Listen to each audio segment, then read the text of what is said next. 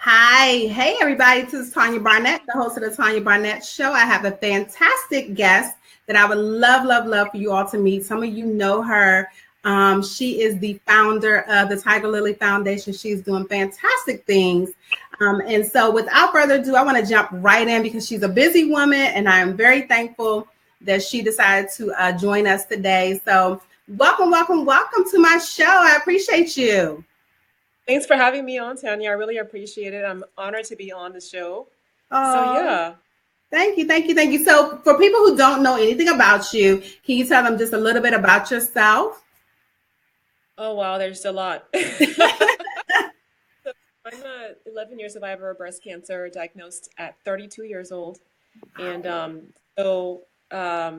just really felt a need to educate women and girls about the disparities facing women who are younger, and educate physicians and create Mm, policy change on our challenges. And so it began with me getting, finding a lump and wanting to make people aware that women do get breast cancer under 45. And after I was diagnosed, I kept talking about it, and there were no women my age that were I could connect with. And wow. so, and is my personal journey of finding a lump, having to push for diagnostics for months and months and months.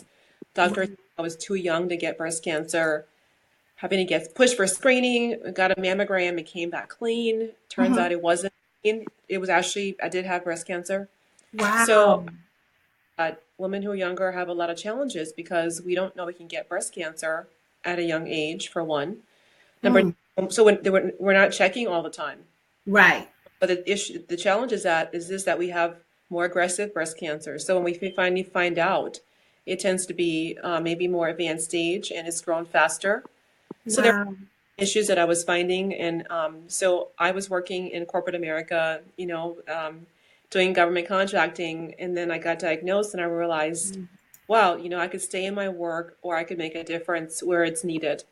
And so mm. I began talking about what I was going through. And then that just grew because there were a lot of women getting breast cancer under 45. At the time, about 11,000 a year getting diagnosed, and they went to 13,000. Now it's about 18,000 women who are under Wow. 45 years old. So it just kind of began to grow from a story to a movement to, Mhm. something that now is an 11-year organization. Congratulations. God is good. But I just wanted to use my life as a way to serve others. I'm a servant leader. So what Mhm. they need, I want to be able to meet it. And so I began the foundation and that grew and I found myself doing a lot of public speaking and I'm like, I'm not a speaker. I don't do this. But when you want to make change, you have to stand up and talk about it. You can't just Right. stand in the background. And Mm, so I began talking about what I was doing, and then that grew. And then I found myself sitting next to Oprah Winfrey on her couch at some point. right. Oprah calls you and you show up. You're like, oh my God, this is a real deal. And I really realized that God had a plan for my life. That's so And good. and then she asked me if I had a book, and I'm like, I could write one. So I Right. Give me began a to minute. I'll do that. back after the break. I'll have a book written for you, Oprah. And then that happened, and I just began to realize my untapped potential. I think we often think that we're I'm just Maimah, or I'm just Tanya, or I'm just a girl. I'm not like those people who speak and change the world. And I realized that each person can change the world one act at a time. And so when I began this journey, I was working again like a 9 to 5 job, quite content to be not happy, but I thought this is what life has to offer. It's just you, Right. and then God was like, no. And so it just took me taking little steps of and big steps of bravery to kind of step into my path, just taking it one step at a time.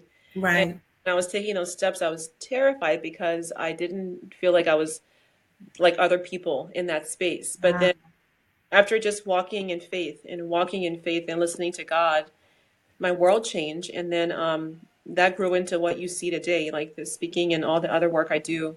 Right. And yeah, and then the workshops and all that. And it's just been a blessing to be able to serve other people, going through challenging times. Right.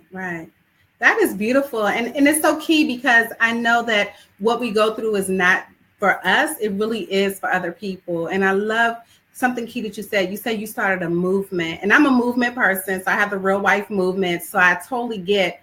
I was a terrible wife for 13 years, and then I had to hit rock bottom, and God brought me out of that. I always say I was a ghetto hot mess wife, and now I'm a godly wife. But I had to go through some things, and starting the movement then brought other women to start to change their marriages to, into a positive experience for both them and their spouse. So I really love that. And I love what you said about being a servant leader, because a lot of times people do things for themselves, but not to serve others. So I love that. This was not at all for me because I was working a full-time job. My daughter was 3 years old. I'm a single mom. And so Mm, I was like, God was saying to me, I want you to help to lead people to a different path. well, And that's who beautiful. are feeling afraid of cancer to be embrace their challenges, not the cancer, but embrace the challenge and embrace the learning and Hmm. embrace the transformation. And I'm like, no, I just work in an office. Manager, I don't know anything about this stuff. And I got Right. to talk. And the more people saw me talking, they were like, oh, can you come here? And can you go there? And can you speak about this on a panel? I'm like, I don't Wow. do that. I am not that girl. But then God is like, when God calls you, Hmm. yes, they know. I always think about my story as I think about how I think about Paul, or Saul, who was going to Damascus in the Bible, and you're going down one path, Yep. no, go back or go this way, and you're like, no, I don't think so. I have other plans. Not for work. I'm not that good. I don't believe in myself. I'm not, kind of Mm, off. And God is like, no, I'm in control here. Go back. And then if you don't go back, He just like takes over you. I'm like, He just right. totally life where I had no choice but to move forward. And I became consumed by this need to help other women. And then it just kind of grew from there. And it's funny. So we have a big, we do a big event for my charity every year. And my daughter, year before last, we had the event, and I usually would carry her back home, carry her in the room because she was little. And I Oh, would up the time after the ball, and I couldn't because she was like almost my size. And then right. I realized, oh my God, like 9 years had gone by where I've been serving God, and I'm like, but the thing is, when you're giving to other people and serving people, you grow. I mean, Right. grown so much and changed so much. The girl I was in 2006 was so afraid and so timid and so unaware of her power. And now, Wow. yes. So as you're serving other people, God's molding and shaping and honing you and Mm, building you. And so because He wants you to serve more in a bigger capacity. right. So if my work has transformed from, just only breast cancer to doing a lot of speaking and writing, and then I got inspired which led me to do my I Manifest Bliss events. Because there are a lot of women I was meeting who were not just had breast cancer, but who were feeling like victims of their lives or feeling stuck. I, That's good. I don't want them to ever have cancer, but if they had experienced what I experienced, realizing that one day your life's normal, like you think, I'm going to work, I Mhm, got to pay bills, I got to get some groceries, I got to get my oil change. mhm. And, Right. this guy's blowing me up again. I don't want to go out with him. Like, I'm bored. Like, you're complaining about the weather. Right. My hair is not the right way, my lashes aren't done, whatever. And then the next minute you're like, oh my God, like I could be dead in like the next 3 to 6 months. Wow, that's heavy. Yeah, so I went from having all this crap I was focusing on to realizing like life became crystal clear after my diagnosis. Wow. I thought if other people could really experience what I experienced, that knowingness of that we don't have a lot of time Right. and that every moment is precious. And we have to Mm, use each moment and milk it and serve and love and give. And so I began to be intentional with my life, be really intentional about who I was that's being, good. Wow. how I was being. I had to dig deep and look at myself in ways that I didn't want to look at myself. And then also learn to love myself more. But I began this process of discovering myself as a Wow. and as a person.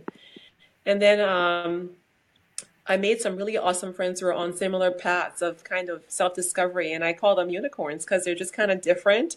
They're very full purpose seekers and spiritual gangsters, and just very I different and love very that. not afraid to be loving and kind and vulnerable, but because that's who we all are. We just kind of cover it up with crap, of our Right. ego and so forth.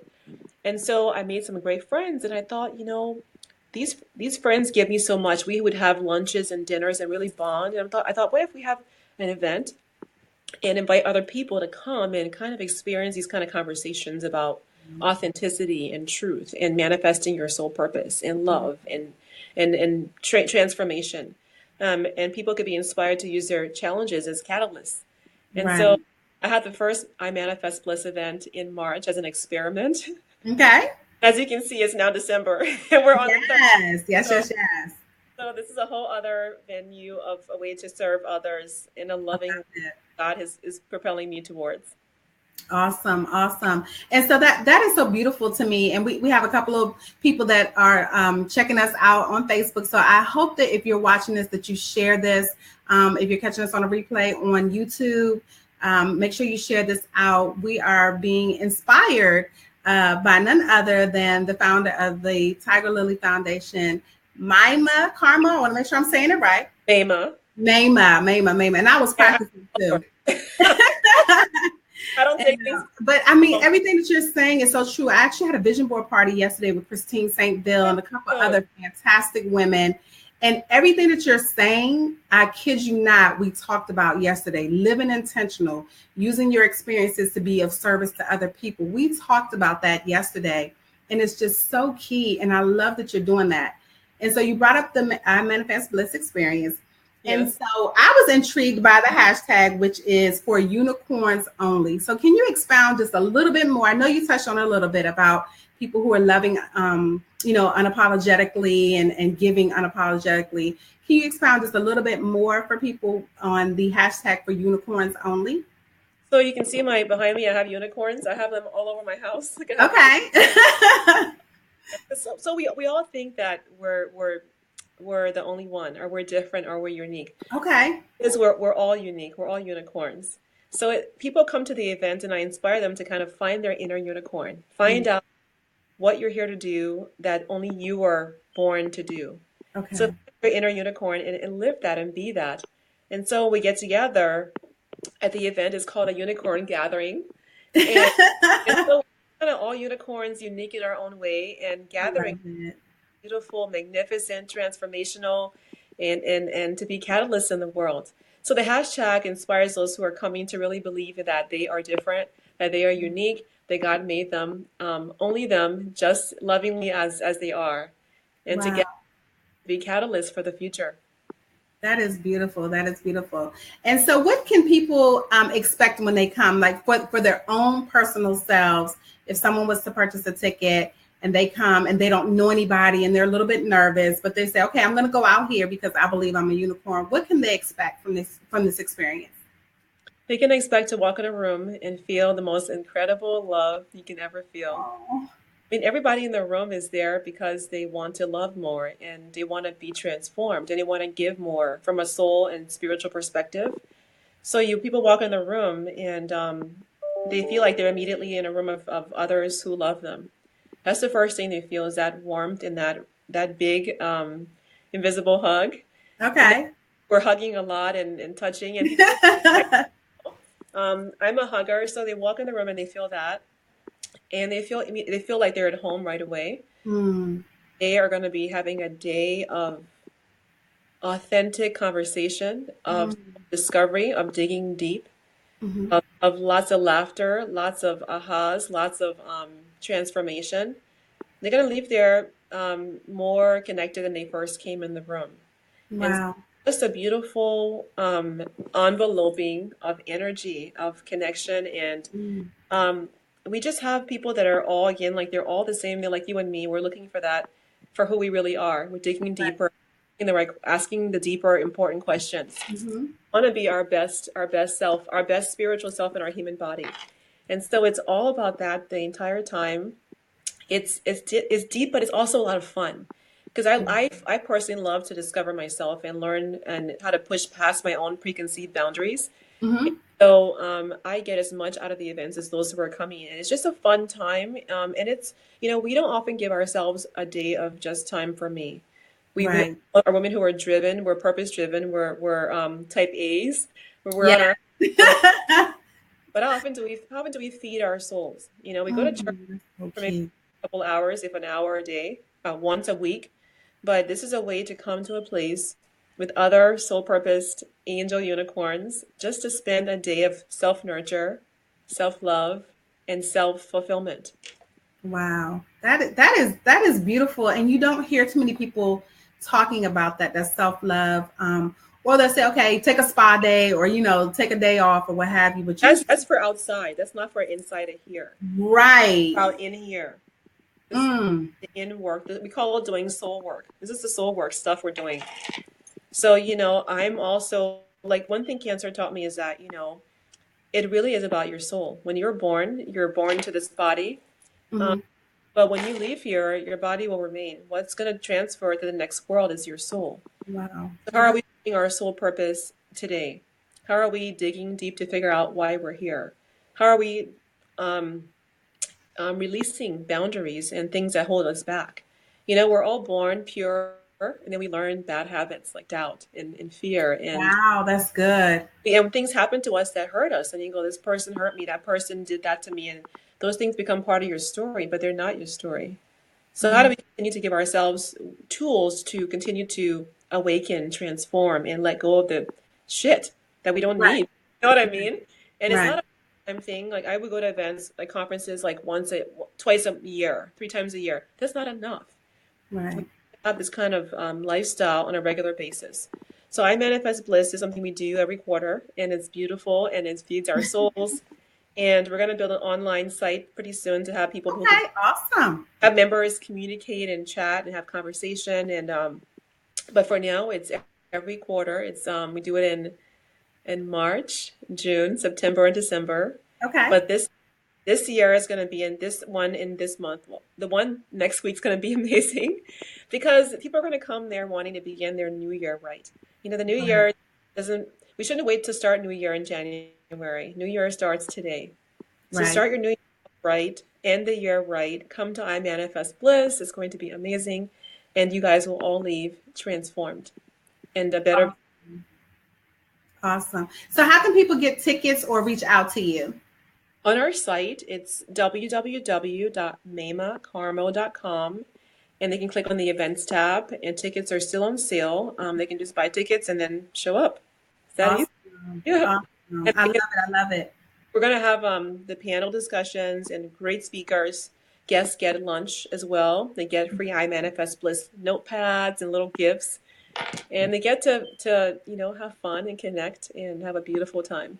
Awesome. Well, thank you so much. I know you planning an event takes a lot of time and energy and effort. And so I appreciate you even giving, taking some moments out of your day to, share with my viewers what they can expect at the I Manifest Bliss Experience. And if they can't make it here in December, that they need to make it.